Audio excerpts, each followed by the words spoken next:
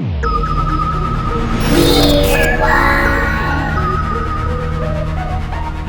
is up, you fantastic weirdos? Welcome to the Weirdoverse. I am your host, JD Ross, and you are tuned into Weirdwide, your favorite digital cult. Hope everybody's doing okay today. Hope everybody had a nice Memorial Day, got together with some family. I'm recording this literally a couple hours before I leave for my little mini vacation. Excited going to see some family, going to see some friends. I hope you all did the same. So I guess this is me talking to you from the past to the future, but as you'll see, it'll be in the present coming from the past, wishing you a happy Memorial Day. A joke never gets old, does it? So I am super excited. Today we are going to be bringing back one of my favorite topics, one of the topics that the Weirdoverse is totally based on. We are talking about aliens today. Specifically, we're going to be getting into alien abduction. We're going to be looking at the story of a set of twin sisters who have been experiencing alien abduction their entire lives. We're going to be getting into that in a second here. Before we do that, I do feel like we should check in with everyone's favorite little disembodied alien, Larry. You know, I do just feel the need to point out that I kind of almost feel like I'm a sidekick here, but we all know that I'm the real star of the show. Star of the show. Larry, all you really do is like a funny quip with me in the intro. Like, you're more of a mascot for the show, really. I suppose mascot is better than sidekick. See, buddy, there you go. Chin up. All right, well, Larry's in his feelings a little bit today, so that sucks. I guess, one thing that could make Larry a little bit happier is if you went to the show's official website, www.weirdwide.com. It's the official home of Weirdwide on the interwebs. You can get every episode that Weirdwide has released. You can also subscribe and get episodes sent directly to you as they're released. So see, Larry, you got a purpose. All right, so unnecessary plugs aside, let's quit with this nonsense and let's get into it. All right, now the story that we're looking at today is maybe one of the more terrifying in the realm of alien abduction because it isn't just a single occurrence. So today we're going to be looking at identical twins Debbie and Audrey Hewins of Massachusetts. They've been living with alien abduction their entire lives.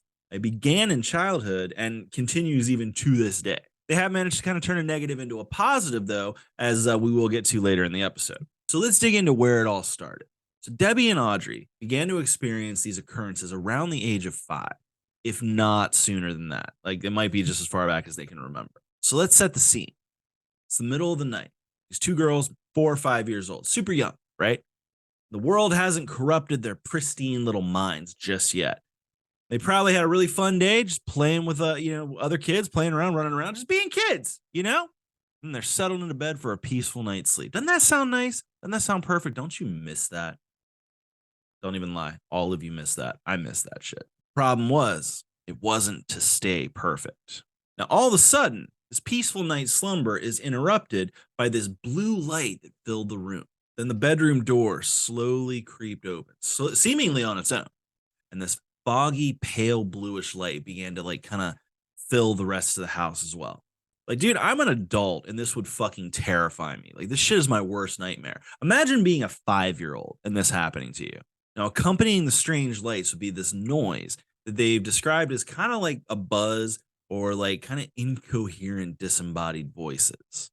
Kind of like mine. That's right, Larry. Just like yours. Now, here's the messed up part is during this whole thing, they would be paralyzed. Like, they've described this light and the buzzing or something, some combination of the two as paralyzing. They could still see, they could still hear and sense everything, but they can't actually move at all. And then after some time, 2 cloaked figures would enter the room. Debbie and Audrey refer to them as the bald men. That's what they've always called them. And one of the two was taller, but both had big bulbous heads, gray skin, and kind of large eyes, your classic grays.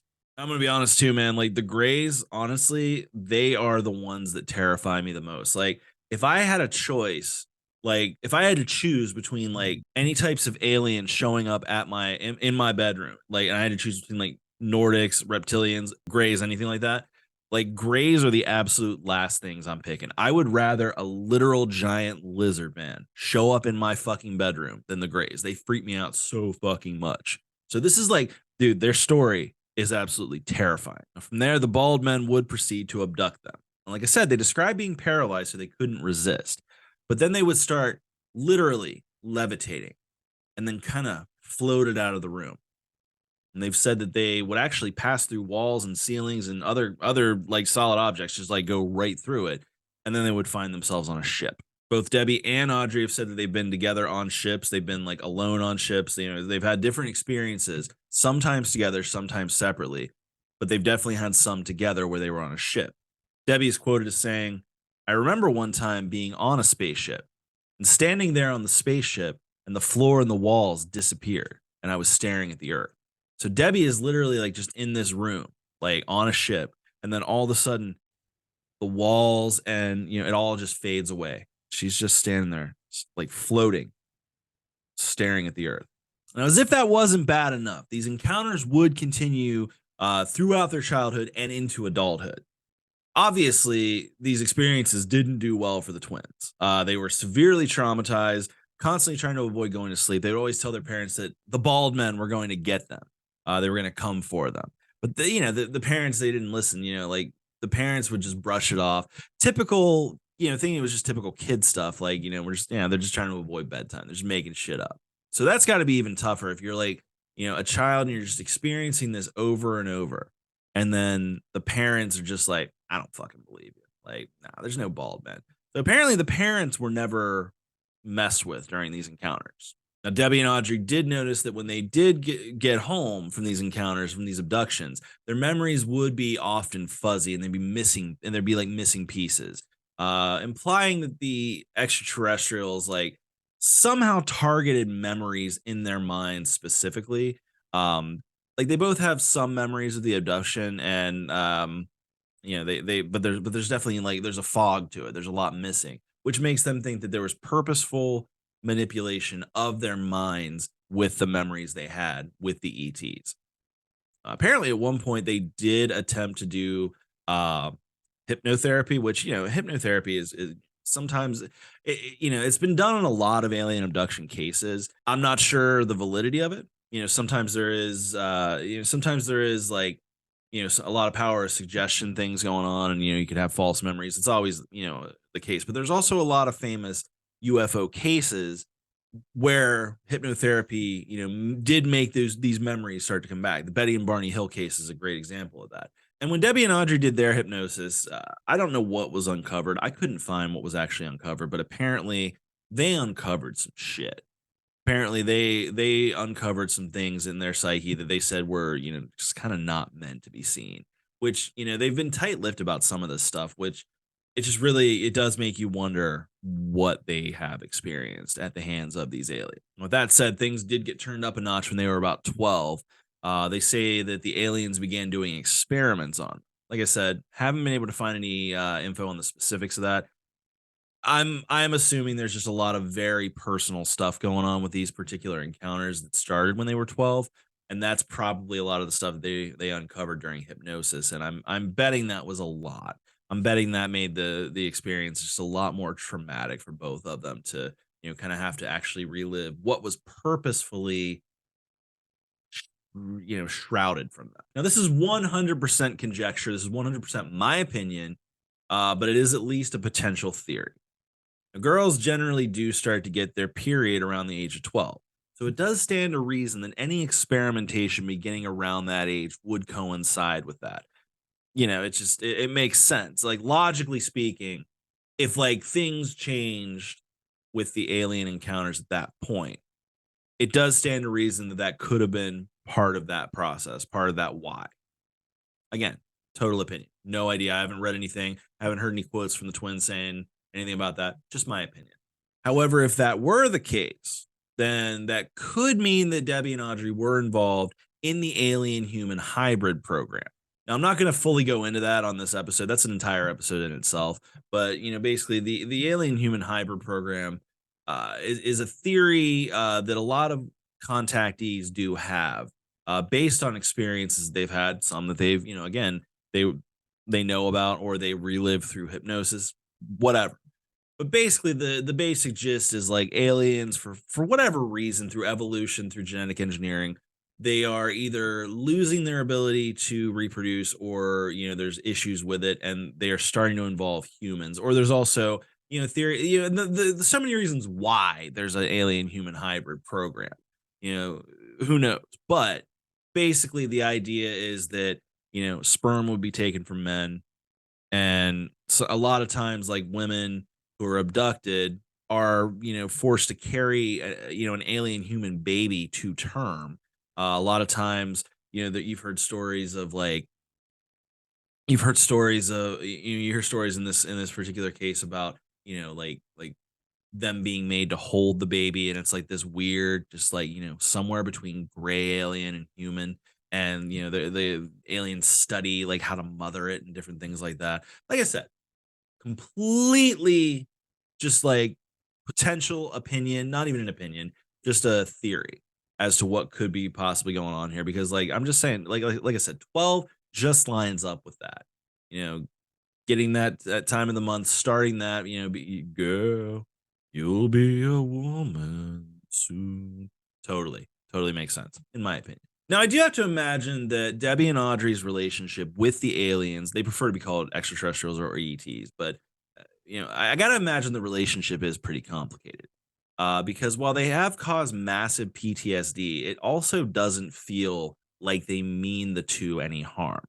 And I say that because at one point, Audrey was drowning and her life was saved by what she described as a non human entity. And this is actually what convinced her to share their story, to get started on some way to give a voice to these encounters, which is what led to them somewhere around 2006. I'm a little fuzzy on the exact dates, but that's when they were actually contacted by these creatures, and they were told that they were supposed to start a support group for contactees. So they began contacting like MUFON, the Mutual UFO Network, to gain exposure and network of people in the UFO world. MUFON is like one of the more well-known like UFO organizations. Even back then, this was in the 70s, I believe, maybe even 80s when this was happening. Side note on MUFON, this does suck because, like I said, they are one of the oldest UFO based organizations in the world. And I always thought they were, just they were a cool bunch because, like, they're all civilian volunteers and they're just looking for aliens. I believe they're nonprofit status, so they're to me, I always thought they were just out here like just like, yeah, we're just looking for aliens. But I found out when I was researching this episode, they've kind of fallen into the classic conspiracy group trap of like weirdly going down like an alt-right rabbit hole and kind of like down the Q route. So fuck MUFON. Anyway, so on their new journey of facing down this reality, they would go on to form an organization that came to be known as Starborn Support. And before we get into Starborn Support, it looks like we got a call coming in. Caller, you're on the air. Yedi. Hamdo de buraz. Hamdo. Hazovem te što znam da znaš o Marsovcima. I ne znam ni kako te objasnim ovo, ali taj tvoj prijatelj tu, taj novi Larry, znaš njega? Znam da znaš, čuti.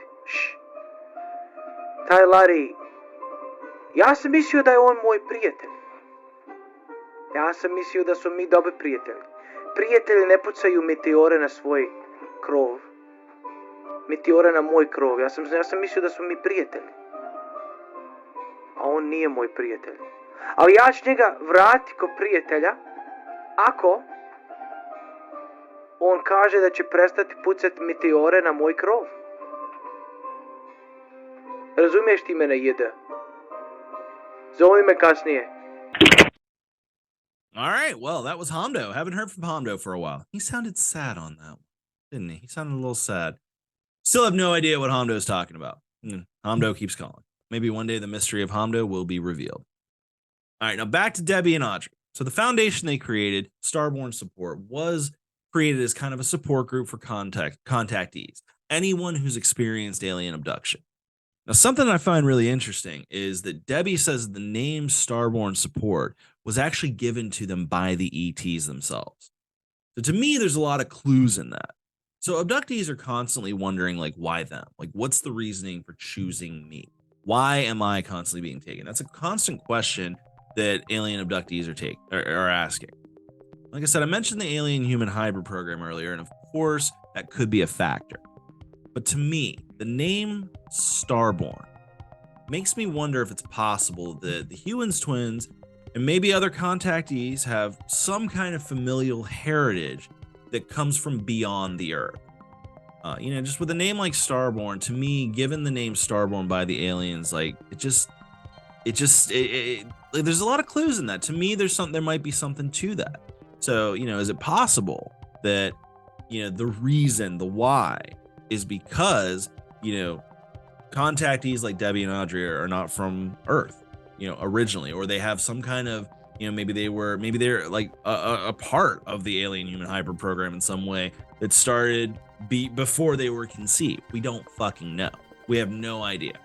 But like I said, with a name like Starborn, I don't know. Makes sense to me. Now, obviously, since founding Starborn, Debbie and Audrey have raised their profiles within the UFO community. And thanks to a special and inside edition, we have a little bit more info on the organization, as well as some of the experiences that they've had as adults. So Debbie tells a story of a female alien that came to her one night named Maki. She came one night, she tried to hide from Debbie, actually, but like Debbie saw the shadow kind of scurry across the room, and she's literally like, I know you're here. And Maki comes out and takes her hand, which, like she said, was cold and clammy. So here's Debbie just staring into the eyes of this alien sitting like on her bed with her, holding her hands. And she's just like staring into like face to face with this alien, having this like entire conversation with her. Now, it was described as just like Larry here, a disembodied voice. Apparently, they don't speak vocally, but they speak through telepathy. And Debbie said that Maki's skin was kind of translucent pink, and it was kind of swirling, almost like mercury. To add even more to the mystery, Debbie says they can even shapeshift, and that she's actually witnessed them morph right in front of her, sometimes going from like, kind of human looking to gray alien to, one time even a giant lizard just standing there. Which again, there's so many clues. This is like really one of the more interesting cases on alien abductions, because you could almost put this as like a textbook case of alien abductions, because all the parts are there. There's missing time. There's foggy memory over the whole thing. There's an overarching mystery. Now, there's not just gray aliens, but now you've got a reptilian involved, which goes into the whole theory of like the different alien races working together for different reasons, but like working in conjunction with each other. The grays come and take her, and there's a reptilian on the ship for some reason. Why? We don't know. The Inside Edition piece introduced us to Matthew Moniz, who is a scientific advisor for Starborn. Moniz is a Harvard graduated scientist, so he knows his shit. He's like a real smart dude. He met the twins at a conference in 2012 when he stood up and apparently revealed for the first time, "I too am an experiencer." I do got to say, like Matthew Moniz, he's cool as shit. He looks like he's got definitely a hippie look to him. He kind of lives on like what looks like kind of a more rural property. So like he's definitely got like an older hippie vibe to him. So I dig it. Now Moniz is also a lifelong contactee. They were, like I said, they were on his property filming. He's just casually talking about like all the different experiences he's had on the property. Different encounters with the aliens just on the property, and he's so numb to it at this point. It's crazy. Like it's just like, yeah, this just happens. And the film crew started having all these technical issues and stuff, and he's like, yeah, that's the thing. He had to get this special watch just so that it wouldn't short out, because anything electronic just totally fucks up. He said he goes through cell phones like, constantly. Any electronic equipment is just like not safe around there. And it gives you this kind of strange sense of constantly being surveilled by these beings. It's just creepy as fuck. But like this guy is literally just like, yeah, I'm used to it by now. And he tells this story of when he had a girlfriend at one point that moved in, and he didn't tell her about any of this stuff. And the way she finds out is when they go to return him, and she wakes up to find him just levitating over the bed. Obviously, she freaks the fuck out, and he's just like, yeah, by the way, I'm an alien abductee. This happens quite a bit. That relationship did not work out. And Matthew goes on to make a great point about how like contactees are often accused of attention seeking. And he's like, this is not the attention you want. Like a lot of people don't realize that like experiences like this, like a lot of the like really famous like alien abduction cases, yes, there's exposure, but it's not the kind of exposure that you want. This actually ruins people's lives. can affect like your health mentally and physically, can affect your finances, everything. Like it really can ruin your life. This is not something you want. Now, as far as the group itself goes, they showed a little bit on the Inside Edition piece. They have these people. They're really at this point, like you've got these people that are come together under these extremely traumatic circumstances, but there's this really good energy among them. They seem to have a lot of fun at get-togethers, and they kind of act like a proper family. It's really cool, actually. They even had this one part where they kind of go out to like the beach or a lake or whatever that was near the property they were on, and they're literally just like we're gonna just like fuck around, like it's like late at night, like early hours in the morning. They're like we're gonna just see if we can contact him. So they're literally out there with like flashlights and just signaling shit, and then like they were like, yeah, all the time you'll see stuff.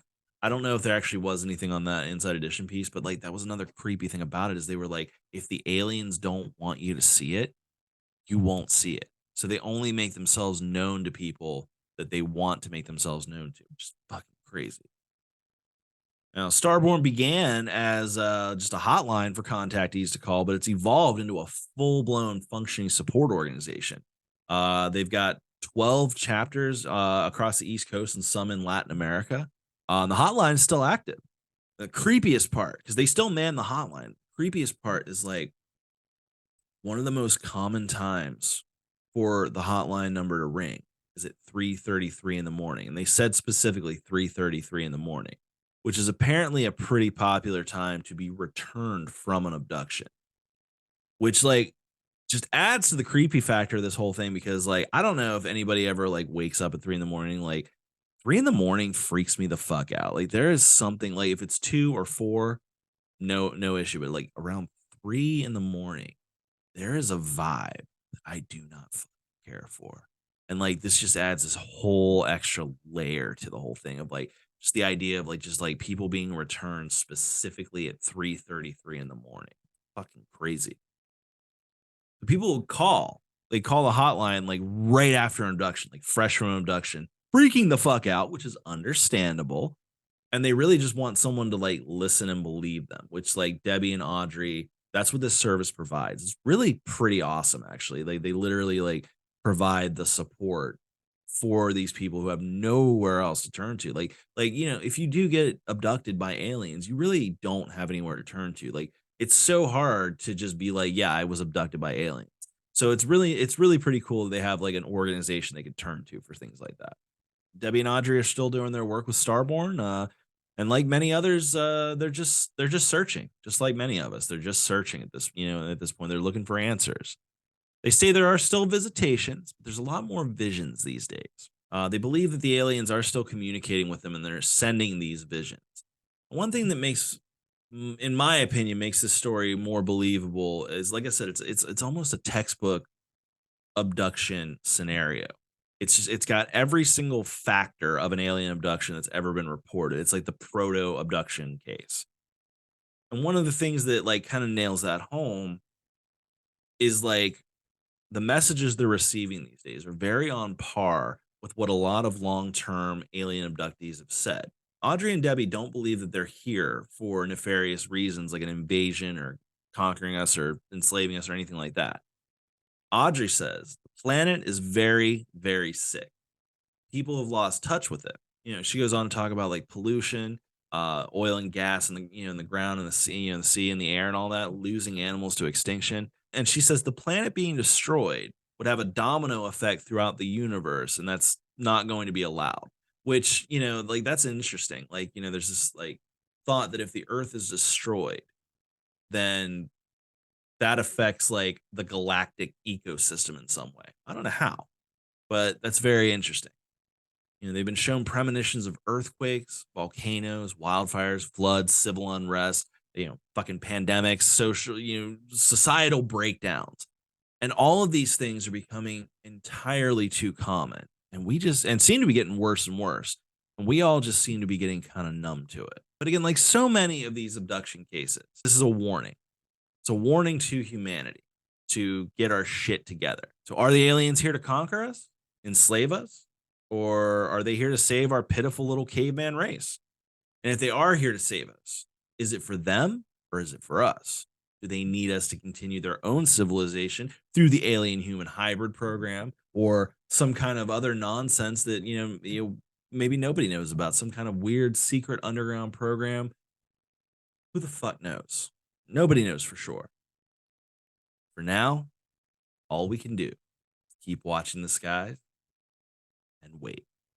Well, thanks for getting weird with me, weirdos. Like I said, I hope everybody had a great Memorial Day. Don't forget to go online. The official home of Weirdwide is www.weirdwide.com. Like I said, you can find all kinds of fun stuff on there. Every episode ever released. You can subscribe to the newsletter and get sent episodes directly to you. I'm going to be expanding it as I can. Like I said, yeah, I've said before, I'm a one-man band here. So as I can, I'll be expanding it. I'll be putting character profiles of all the different Weirdoverse characters on the website, different things like that. So check that out. It's pretty cool. You're gonna love it. I think it looks cool too. Just being honest, you should go check it out. Just go check it out. If you like what you're hearing, you feel so compelled. Also, be awesome if you were to leave a 5-star review on Apple Podcasts. It helps visibility, helps the show.